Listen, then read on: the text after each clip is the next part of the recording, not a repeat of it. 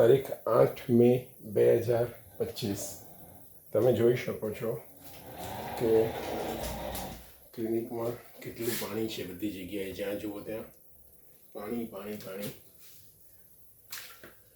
લગભગ 2 ઇંચ જેટલું પાણી છે, તમે જોઈ શકો છો. આ ડૉક્ટર હાઉસના મેનેજમેન્ટ રિદ્ધિબેન ઠાકોર જે કરી રહ્યા છે, એમણે પહેલાં ઉપર ધાબા ઉપર ચાઇના મોઝેક હતી. એ ચાઇના મોઝેક ક્યારેય લીકેજ નથી કરતી. એ ઉખડાવી, પોતાની ઈચ્છાથી ઉખડાવી અને એ પછી એમણે ટાઇલ્સ લગાવ્યા, જે ટાઇલ્સ વળી અને તૂટી ગયા છે બધા ધાબા પર. જ્યારે એ કામ કર્યું ત્યારે પણ લગભગ 3-4 મહિના સુધી ટેરેસ ખુલ્લું રહ્યું હતું, જેથી કરીને આરસીસી એક્સપોઝ રહ્યું હતું. ધાબા ઉપર ઢગલો કરેલો બહુ મોટો રેતીનો અને માલસામાનનો, અને એ જ કન્ડિશનમાં 3-4 મહિના જેવું લગભગ પડી રહ્યું હતું. અને ત્યારે પણ વરસાદ આવ્યો ત્યારે ધાબાની અંદરથી બધી જ જગ્યાએથી પાણી, ઇવન અમારા એર કન્ડિશનમાંથી પણ પાણી આવતું હતું. એમના માણસોએ જે કર્યું હતું કામ, એના લીધે દરેકે દરેક રૂમમાં બધે જ પાણી આવે છે. તમે જોઈ શકો છો.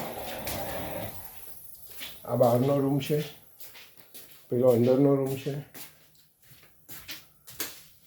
આમાં અંદર લગભગ 10-12 લાખ રૂપિયાના મશીનો છે.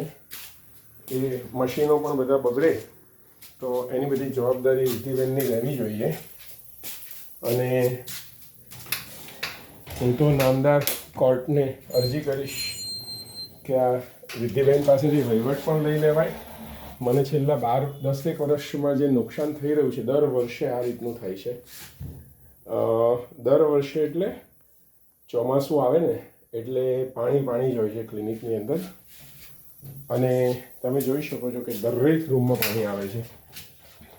એના લીધે તો થઈને અમે અહીંયા આગળ ઝાડ મૂકી દીધા છે કે જેથી કરીને અમારે મશીનો બગડે એના કરતાં ઝાડ પાણી પીએ તો ખરા.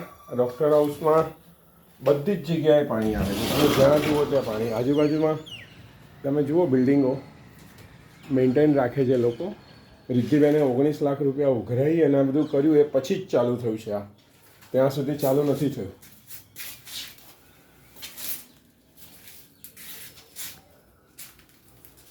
એમનાથી કંટાળીને જ અમે અહીંયા ઝાડપાન રાખ્યા છે કે ભાઈ ચલો છેવટે પાણી આવે તો ઝાડ પી લે બધું. મશીનો બગડે એના કરતાં અહીંયા કિનારીએ અમે ઝાડ ગોઠવી દીધા છે. કારણ કે જુઓ ને, બધી જ જગ્યાએ પાણી આવે છે. ઉપર સીલિંગમાંથી પણ પાણી આવે છે. અને રિદ્ધિબેનને તો કોઈ શરમ છે જ નહીં. એ તો એવું કહે છે કે કોન્ટ્રાક્ટરને મળો તમે. હવે ભાઈ, કોન્ટ્રાક્ટરને તો તમે શોધી લાવ્યા છો, અમે થોડા શોધવા ગયેલા કોન્ટ્રાક્ટરને. અને કોન્ટ્રાક્ટર તો કહે છે મને પૂરા પૈસા મળ્યા જ નથી. તમે 19 લાખ રૂપિયા ઉઘરાયા, પણ કોન્ટ્રાક્ટર કહે મને તો 4-5 લાખ રૂપિયા જ મળ્યા છે, વધારે મળ્યા જ નથી. હવે સાચું શું સમજવું અમારે? રિદ્ધિબેન કહે છે કે કોન્ટ્રાક્ટરનો વાંક છે, કોન્ટ્રાક્ટર કહે છે કે રિદ્ધિબેનનો વાંક છે. એટલે આ તો બધું હવે કૌભાંડ છે, કૌભાંડ. બહુ મોટું કૌભાંડ છે.